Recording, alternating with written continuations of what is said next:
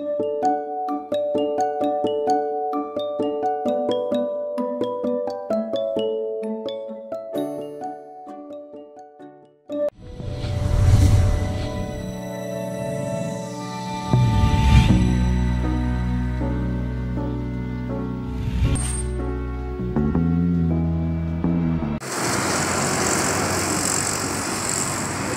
au Sanif, au monument.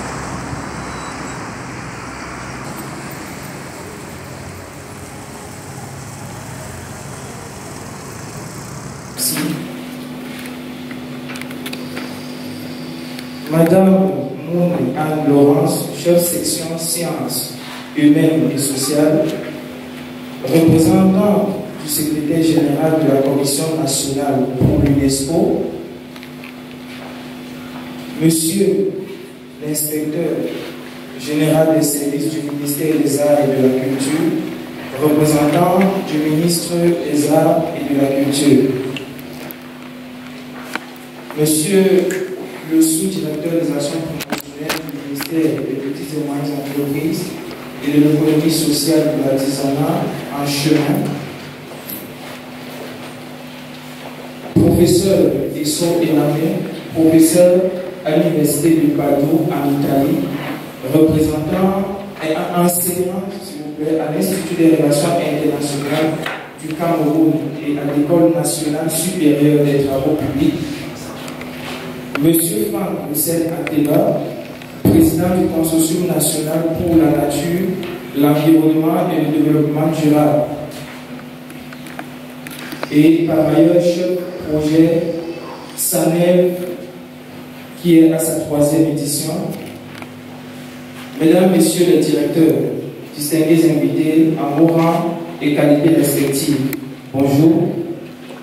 Bienvenue au monument de la réunification, témoin de l'histoire de notre pays, à l'occasion de la 3e édition du Salon national de l'emploi et de l'économie verte.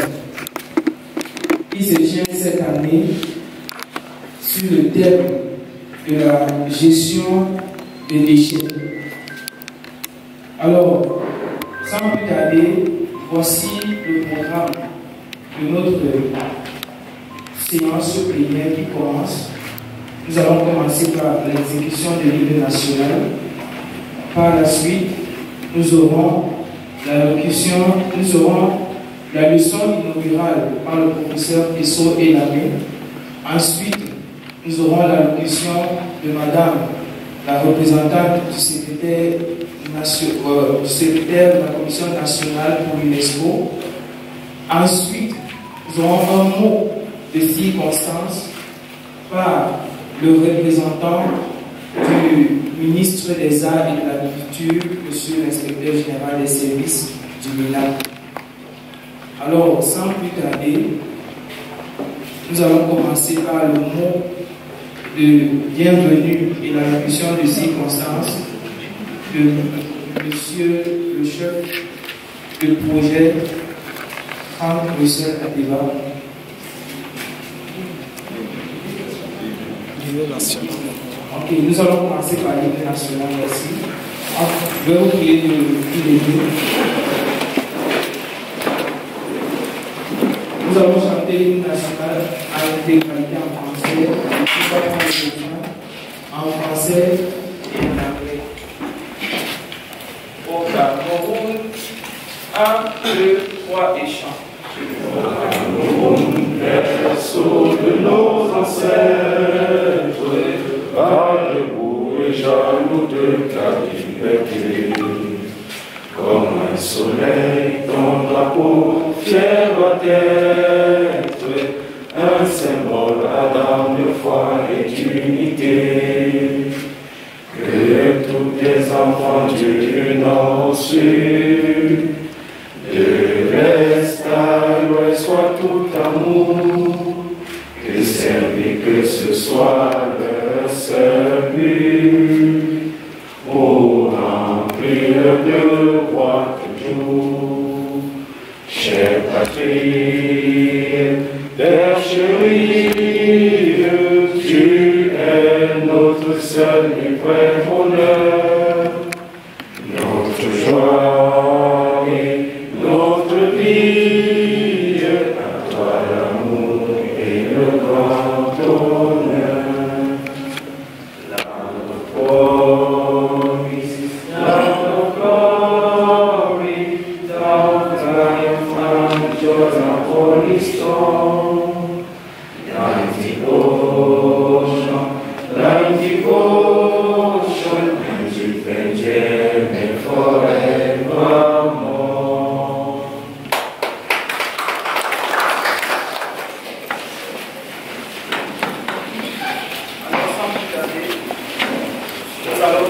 le mot de bienvenue et la nomination du chef de projet SANEF, M.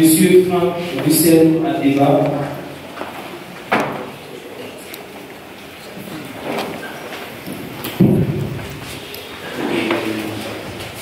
Permettez-moi de me lever, je vais rester assis.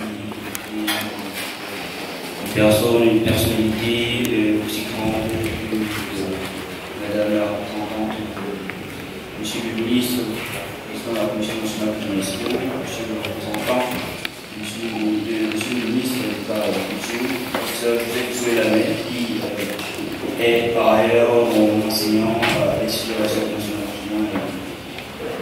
Mon nom est Franck Roussel Adeba. Il m'incombe la charge agréable à l'aune de la tenue de la troisième édition du Salon national de l'emploi et de l'économie verte, de bien vouloir adresser un mot de bienvenue. Et donc, au nom de la vingtaine de jeunes réunis autour du consortium pour la nature, l'environnement et le plan organisateur du Salon national de l'emploi et de l'économie verte, je vous souhaite la bienvenue au monument de la réunification. J'articulerai mon propos ici en deux volets, notamment le bienvenu, mais également c'est le point d'occasion pour moi, pour nous, de faire comme un bilan après 3 ans d'organisation d'un tel événement. Ce qu'il faut dire, c'est que cet événement a été pensé du fait de nos formations. Parce que pour la plupart, nous sommes issus des filières vertes, soucieux de notre insertion professionnelle. Nous avons, durant nos cours, acquis des connaissances sur la problématique économique qui est assez nouvelle dans notre société. Nous nous sommes donc dit qu'il fallait, pour intéresser et sensibiliser la plupart, mettre sur pied une initiative qui viserait à sensibiliser les masses et structurer ce secteur fort en potentiel d'employabilité, mais également en opportunité d'insertion quand on connaît le contexte pas toujours évident dans ce domaine de la jeunesse.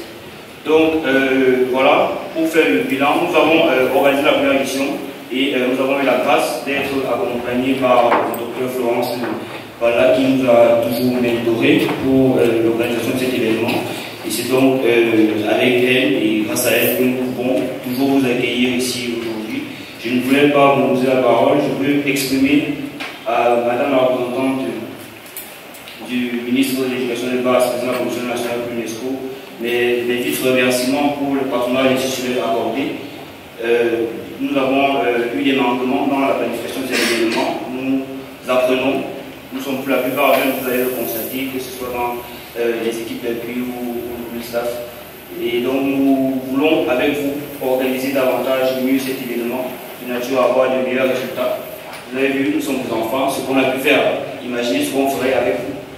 Monsieur le ministre, le représentant du ministère de la Culture, le mot est le même. Monsieur le représentant du ministère de l'Électricité et l'Entreprise qui nous rend merci. Le mot est le même. Professeur, merci beaucoup. Et merci à vous, chers invités, en vos rangs à titre qualité respective, d'avoir ménagé de votre temps pour venir nous accompagner. Nous vous promettons une expérience enivrante durant cet événement en termes d'opportunités vertes. Et en termes d'opportunités vertes, pour finir, l'organisation de cet événement nous a personnellement, quand je dis personnellement, je parle de l'organisation, permis d'avoir des opportunités directes. Cet événement, en termes de bilan, nous avons pu trouver des stages à de nombreux jeunes auprès de nos exposants, mais également à nous-mêmes. Nous avons commencé cet événement avec des jeunes qui nous ont quittés pour d'autres opportunités professionnelles. Nous avons des jeunes qui ont trouvé des emplois dans les domaines du management environnemental, qui ont trouvé des voies d'insertion du fait de leur engagement sociétal jeune et durable. Et l'organisation de cet événement nous conduit à la participation. Nous nous a permis d'être tenus pour la participation au forum de la jeunesse du partenariat pour le bassin du Congo, où nous présenterons les résultats de cet atelier en fin de mois. Donc ne prêchons pas dans un terrain vague. Il y a l'opportunité à la matière. Nous gagnerons certainement à structurer ce secteur avec vous, chers aînés, avec vous, chers participants, pour pouvoir offrir à plus de jeunes, à plus de Camerounais une opportunité d'emploi décent et ensemble conjuguer le développement. Merci beaucoup. Bonne cérémonie. Merci à vous. Alors, à la suite monsieur le chef de projet, nous allons prendre la leçon inaugurale qui sera dite par le professeur Isso et professeur à l'Université de Padua en Italie, enseignant à l'Institut des Relations internationales du Cameroun et enseignant à l'École nationale supérieure de travaux publics. Professeur, vous avez la parole.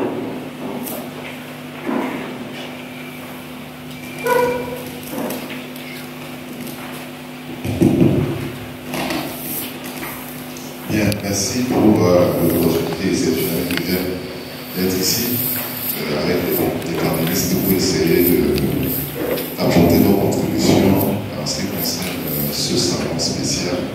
Je tiens d'abord à remercier les jeunes qui sont impliqués dans l'organisation.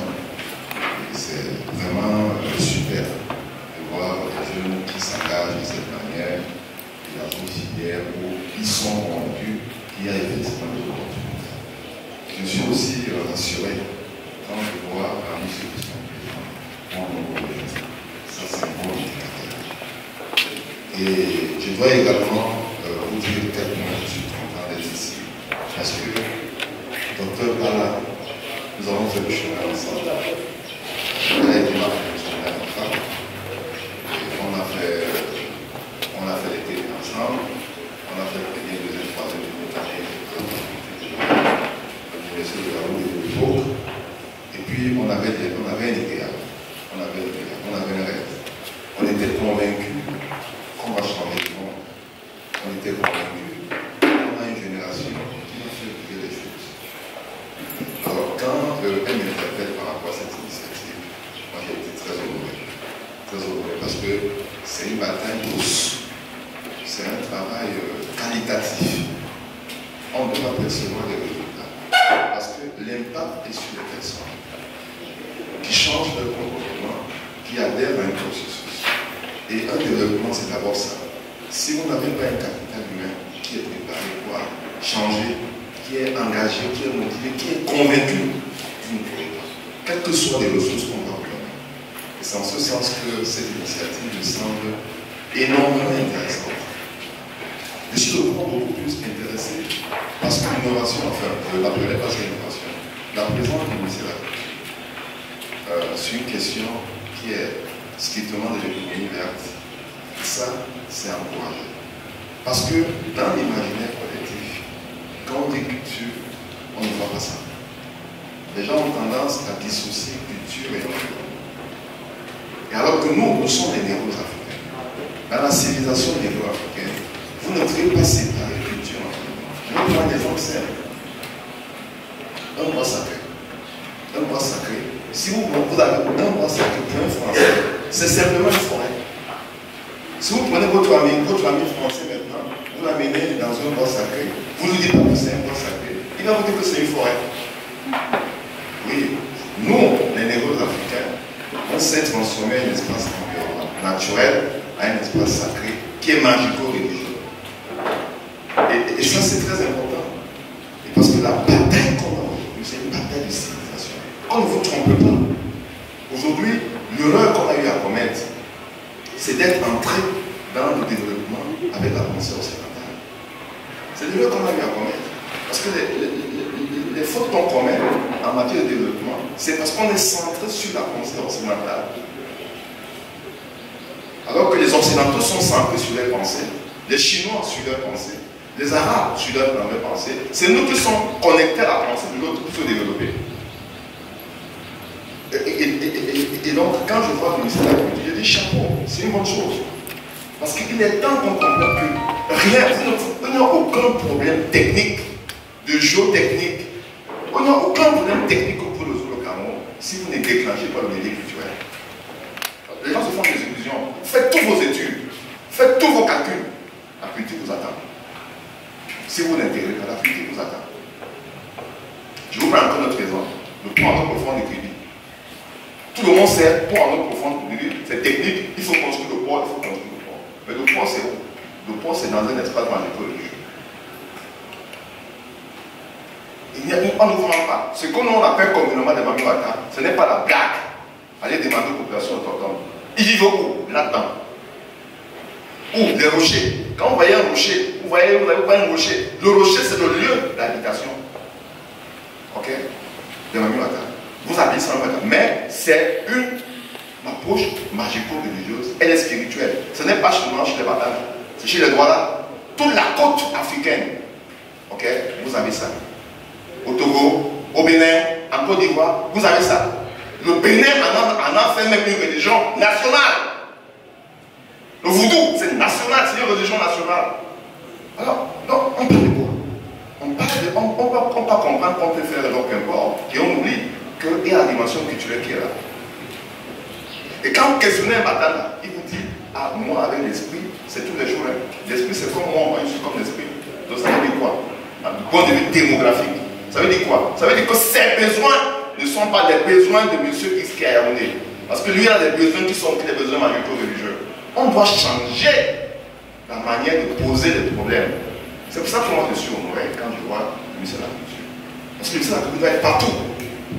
Partout. Tout ce qu'on pourra laisser au Camerounais de demain, c'est d'abord la culture. Et donc la civilisation des peuples africains. Si on ne laisse pas ça, on est passé à côté. Il n'y a rien à faire. Notre gros échec, nous les intellectuels, c'est ça. Nous sommes les premiers qui n'épandons pas la langue. Nous sommes les premiers qui éduquent comment nos enfants. Nous sommes les premiers qui ont l'impression que l'avenir c'est en Occident, nous avons nos enfants en Europe. Nous les intellectuels, nous sommes les premiers. Et aujourd'hui, on voit ce que ça représente. Les gens se sont endettés pour envoyer les enfants dans les grandes écoles en Europe. Ils sont revenus, ils ne reviennent pas. Ils ne reviennent pas. Ils reviennent quand vous êtes morts. Et après, c'est plein de succession. Et puis on s'en revient. Vous avez souffert.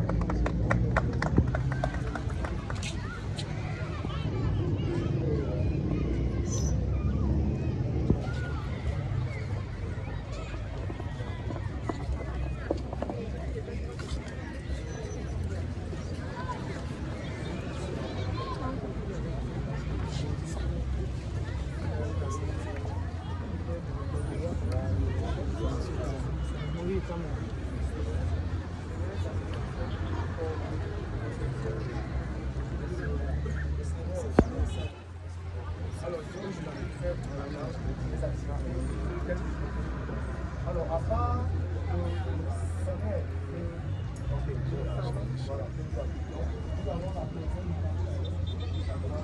ça, c'est le tout premier projet dans notre association. Donc, alors, c'est 15 jours de célébration de l'environnement. Nous avons là, pendant cette journée, la journée mondiale de l'environnement qui est 16 juin, suivie par la journée mondiale de et ensuite, elle se clôture par la journée mondiale de la lutte contre la désertification. Alors, ce projet-là, en son sein des activités climatiques. À titre de rappel, la plupart des villes du Cameroun travaillent à Marois. Nous avons mobilisé une quarantaine d'associations et bon, déjà faire des plans d'art pour se faire ensemble, on puisse faire quelque chose. Alors, nous avons chacun à mobiliser les plans d'art, chaque association avec son quota, et ensemble, donc, on a bourgeoisé les trois communes de la ville de Marois. Alors, à part cela, voilà, c'est le consortium national pour l'environnement, la nature et le développement général. Donc, je profite avec le professeur qui est là, c'est l'un de nos enseignants qui nous a vraiment ouvert les yeux sur ce qui est la manne qu'on retrouve dans le secteur du développement durable. Alors, ici, on va avoir quelques clichés des activités que nous avons pu mener. Dans la continuité, on ne s'est pas limité à l'environnement, on élargit l'association à l'action humanitaire pour le voir avec les dons que nous faisons dans les orphelinats.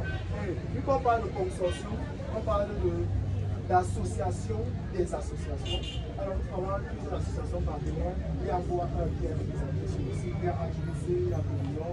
On a plusieurs pour les accompagner dans nos différentes activités. Alors voilà un peu en bref notre association. S'il y a des questions dessus, super.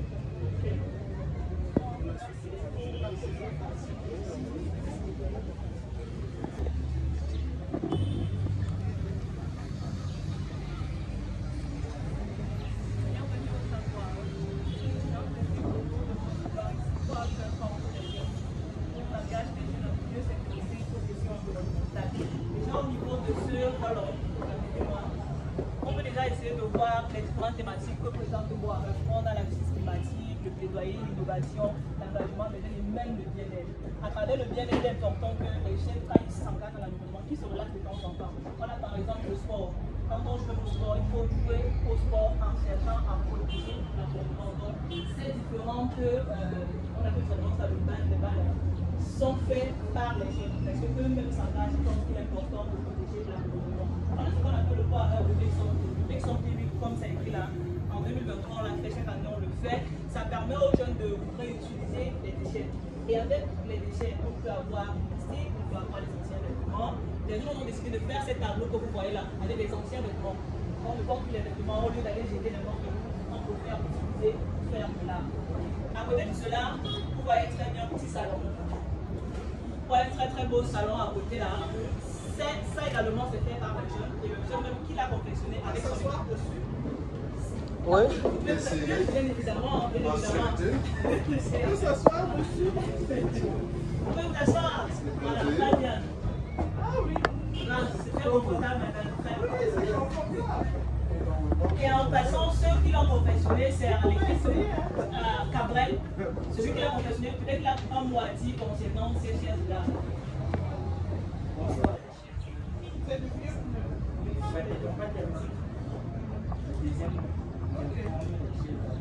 Super. Ça peut être bien pour nos chaises déjà. Non, pas seulement. En fait, c'est déjà une expérience qui se fait énormément au Burkina Faso. Parce qu'on est capable même de faire.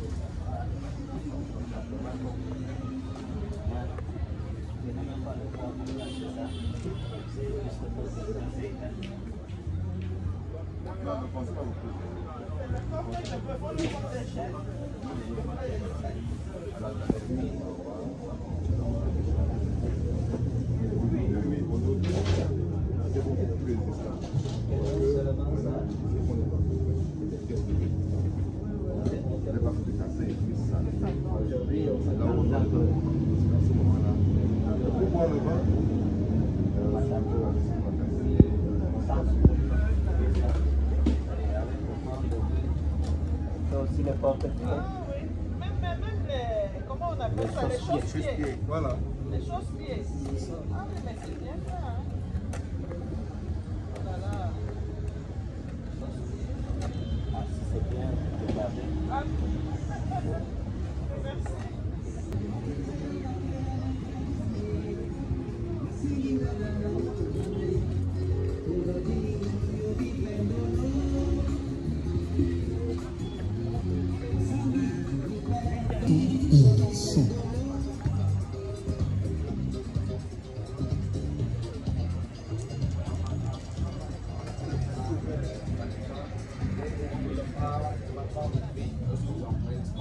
Les jeunes Camerounais, nous avons dans ce système de réseau où on forme des cadres ingénieurs qui font soit dans l'administration système, soit dans l'administration réseau. Voilà, le deuxième volet en fait ici c'est le génie logiciel. Une logiciel c'est en fait entre dans le cadre de la programmation informatique, y compris l'analyse des différents projets. Et le dernier aussi, on a pensé aussi, n'est-ce pas, au bilinguisme parce que le Cameroun est deux phases, voilà, les francophones et les anglophones. Il y a une autre filière également qu'on appelle le software engineering. Donc voilà un peu les trois spécialités. À cela, donc, étant donné que la puissance s'est dotée du chef UNESCO, et la dame elle s'y connaît déjà, donc ça fait, n'est-ce pas, ça vient encore, n'est-ce pas, renforcer, ça fait encore renforcer les missions, n'est-ce pas, qui sont cette unité, n'est-ce pas, liées au Cameroun. Dans la chaîne UNESCO, on aura des doctorants, des masters professionnels en cybersécurité, en gestion, en informatique, bref, de façon globale. Donc, comme tout à l'heure, j'ai vu, n'est-ce pas, le discours que cher ami a donné par rapport au forum qui s'est tenu, n'est-ce pas, de l'autre côté. Il faut envoyer aussi vos enfants parce que ce ne sont pas seulement, qu'elle a dit, il faut administrer les bases de données pour pouvoir géolocaliser, pour faire PCC. C'est important quand même grâce à l'aide accompagner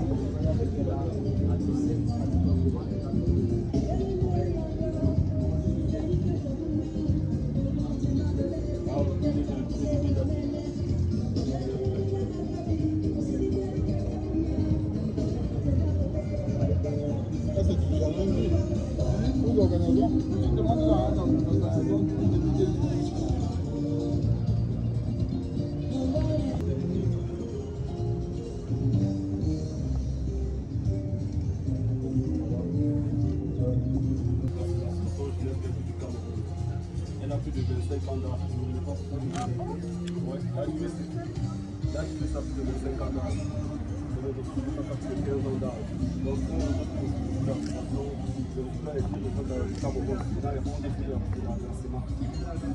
qu'est-ce que nous faisons concrètement? Dans la sensibilisation, à travers les conférences, on a proposé nos organismes, les jeunes, les différents réseaux, avec les thématiques. La forme, donc, on ne pas de l'opposition, on fait pas l'opposition dans les différents avec les ministères, on peut passer différentes résolutions pour les gens. Mais aussi, on a des ateliers avec des partenaires tels que le PODC, le PODC, le PODC, dans une autre situation internationale, pour aider les populations à travers les innovations. Par exemple, nous avons aidé dans l'hôpital ici à l'Est, dans la ville de Babylone, dans un centre de santé à travers les professionnels, les panneaux solaires, les centres de santé. Ici, nous avons distribué les machines solaires à quelques femmes. Machine à couvre soleil.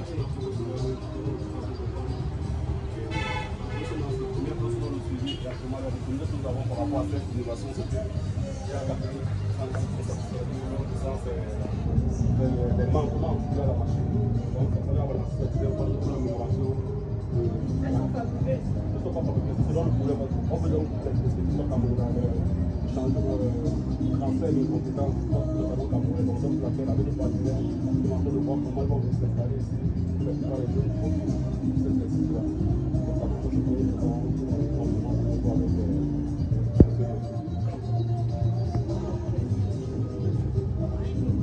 Ah, les plaquettes. On peut voir les plaquettes.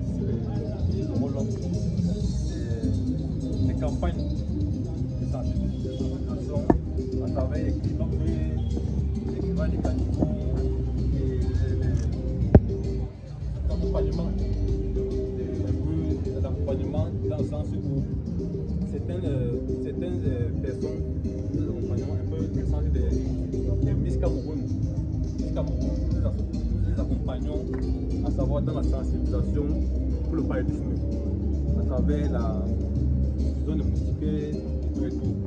Et nous sommes, comme il a dit, nous sommes basés à Douala.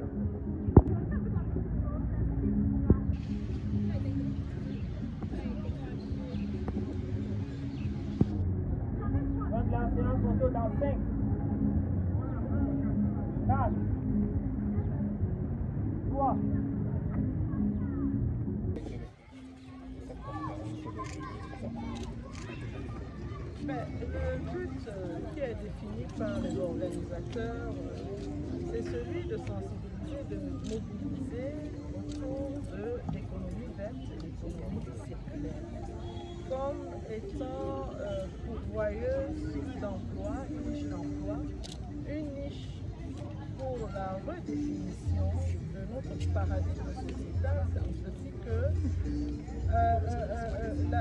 la prise en charge de tout ce qui concerne l'environnement, notamment la gestion des déchets, par exemple, peut être envisagée comme une opportunité plurielle d'emploi à plusieurs égards. L'objectif est donc d'attirer l'attention, de mettre les feux sur cette problématique qui peut permettre d'atteindre plus vite qu'on ne le croit l'émergence. Est-ce que les jeunes sont conseillés par la vie devenue tellement? Est-ce que les jeunes auront des fonds pour créer des sociétés pour le recyclage de ces objets? Mais le développement des sociétés repose sur les jeunes. Parce qu'en fait, c'est eux qui ont les solutions. C'est eux qui savent, c'est eux qui pérennisent, qui sont les gages de la pérennité de la société. Alors, on leur demande, le ministère des petites et moyennes entreprises leur a dit que le Cameroun a mis sur pied une stratégie pour vous accompagner. Vous pouvez créer des PME. Il y a des partenaires qui sont là. Il y a des guichets qui sont ouverts pour vous accompagner. Osez. Osez, comme dit le président de la République, vous trouverez l'accompagnement. N'ayez pas peur, osez. C'est ce qu'on demande. Le Cameroun a mis en place des stratégies de leur accompagnement. Est-ce que c'est une solution que la jeunesse Non, on n'a pas d'alternative. L'émergence de 2035, pour l'atteindre, exige qu'on ait une économie circulaire. On ait aussi une économie verte dans l'économie circulaire. Et aujourd'hui, on ne peut que compter sur notre jeunesse pour mettre en place une démarche camerounaise d'économie circulaire et ou d'économie verte. Alors, il faudrait bien entendu accompagner les jeunes, il faudrait bien entendu compter sur des savoirs endogènes. Nous avons énormément de savoirs endogènes dans le domaine de la récupération, dans le domaine du réemploi, dans le domaine de la réutilisation, dans le domaine également qui concerne le recyclage. Il faut que ces savoirs endogènes soient utilisés, exploités pour qu'on ait des entreprises à la Cameroun. Il faut donc être ambitieux, il faut demander aux jeunes d'oser. Et pour oser, il faut prendre conscience du fait que nous avons de manière évidente des opportunités exceptionnelles que l'économie verte nous offre. Alors, il faut en profiter. Il faut des formations de qualité. Il faut que l'État mette beaucoup plus de moyens avec des programmes pour accompagner les entreprises, les jeunes dans ce domaine bien précis. Il faut créer également un dynamisme nouveau, faire le lien entre économie verte et diversité culturelle, le lien entre culture et économie verte, parce que justement, la question culturelle, la prise en compte de la culture va donner beaucoup plus de valeur aux actions qui seront menées par nos jeunes dans le domaine de l'économie verte. On a pris énormément d'exemples dans le domaine. Il faut oser. N'oublions pas qu'on a une compétition au niveau africain aussi, parce que dans plusieurs pays africains aujourd'hui, quand on voit ce que les jeunes sont en train de proposer dans le domaine de l'économie verte, c'est impressionnant. Les idées, ils sont là. Les micro-projets sont là. Les micro-projets d'entreprise sont déjà mis en place. Donc il faut qu'on se dise que nous avons une compétition africaine aussi. Il ne faudrait pas qu'on soit hors de cette compétition. Il faut donc qu'on encourage nos jeunes à s'intéresser à l'économie verte, à se dire que l'économie verte, c'est le cœur de l'économie camerounaise de demain. Cette économie camerounaise de demain, on la pense maintenant. Et l'émergence de 2035, on peut l'atteindre si on intègre tous ces éléments dans le processus. Et je crois que les invitations données par le chef de l'État et les actions qui sont dans le ministère vont dans ce sens. Et il faudra faire plus, être vigilant et surtout amener les jeunes à être positifs. Il faut éviter d'être dans une approche négative, parce qu'effectivement le développement c'est un accompagnement. C'est d'abord dans la tête. Le capital humain, il est bon, il est intéressant quand ce capital humain permet de fédérer les idées, permet de mettre en évidence tout ce qu'on fait et surtout accompagner la diversité culturelle camerounaise à mieux s'exprimer.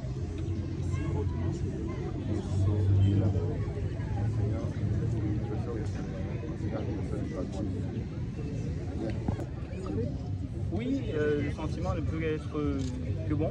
Nous avons pu, avec le concours de la Commission nationale, du président national de la Commission nationale pour l'UNESCO, le ministre Koudingwa qui a accordé le parrainage institutionnel de cet événement, ouvrir cet événement. La cérémonie d'ouverture a été marquée par la dispensation d'une leçon inaugurale par le professeur Essoé Lamé, qui est un enseignant de l'Université d'Italie, mais également la présence du représentant personnel du ministère de la Culture et du représentant du ministre des Petites et Moyennes Entreprises. Nous avons eu une salle comble de jeunes qui sont venus à la quête d'opportunités. Rappelons que ce salon, c'est un salon d'opportunités en termes d'orientation académique, d'insertion professionnelle, mais également de reconversion dans ce qu'est l'économie verte aujourd'hui, dont nous pouvons être peu satisfaits que quand nous voyons ces jeunes-là enivrés par des connaissances dispensées, enivrés par des opportunités offertes.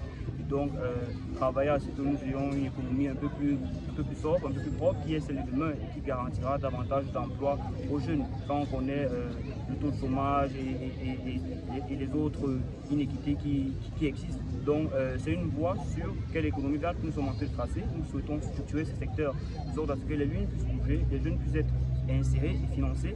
Et voilà, nous sommes sur une bonne voie, la dynamique est bonne, la dynamisme est bonne, autant pour moi. Et voilà, nous avons pour 4 jours d'événements où nous invitons massivement les jeunes, les populations en quête d'insertion, d'orientation, de reconversion à venir s'abreuver d'opportunités en vue d'un développement participatif et collectif. Quel est le thème de cette édition et quel est le message qu'il transmet? Alors, le thème de cette édition, c'est la gestion des déchets et l'économie circulaire au Cameroun. Formation, emploi, insertion des initiatives. Nous cherchions ici à démontrer au regard d'abord de notre contexte national, du moins il faut reconnaître que la promotion de l'économie verte est une ambition du chef d'État, un 7e engagement, du moins le 7e engagement de son septennat en cours.